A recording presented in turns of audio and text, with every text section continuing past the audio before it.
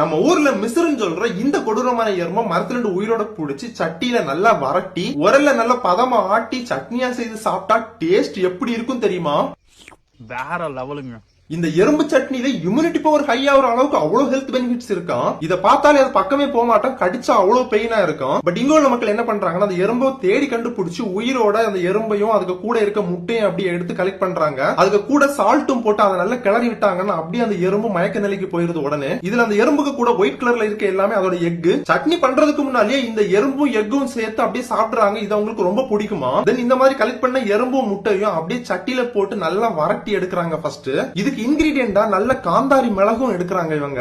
அதையும் வத்தலையும் போட்டு நல்ல சட்டியில வரட்டி தென் சட்னி அரைக்க தேவையான இன்கிரீடியன்ஸ் பிளஸ் தேங்காய் எல்லாம் போட்டு நல்லா வரட்டி எடுத்துறாங்க. இதை அப்படியே எடுத்து உரல்ல போட்டு ஆட்டுன்னு ஆட்டி எடுத்தா எறும்பு சட்னி ரெடிங்க. இந்த சட்னியை நானும் ஃப்ரெண்டு டேஸ்ட் பண்ணியிருந்தா நல்ல புளிப்பாட்டு ஒரு மாதிரி இருந்துச்சு. இந்த எறும்பு சட்னியை நல்ல சாதத்துக்கு கூட போட்டு நல்லா பிசைஞ்சு வேற அடிக்கிறாங்க. இந்த எறும்பு சட்னியை சித்தி ட்ரைப்ஸ் சொல்ற இவங்க ரொம்ப லைக் பண்ணி சாப்பிடுறாங்க. இவங்க ஆப்பிரிக்கால இருந்து கர்நாடகால இருக்க ஏலப்பூர்னு சொல்ற ஒரு காட்டுக்குள்ளால வந்து வாழ்ந்துட்டு இருக்காங்க. இந்த சித்தி ட்ரைப்ஸ் மட்டும் இல்லாம நிறைய பேர் இந்த எறும்பை சட்னியா செய்து சாப்பிடுறாங்க. நீங்க இந்த எறும்பு சட்னி சாப்பிட்டிருக்கீங்க அப்படின்னா மறக்காம கமெண்ட் பண்ணிக்கோங்க. பாய்.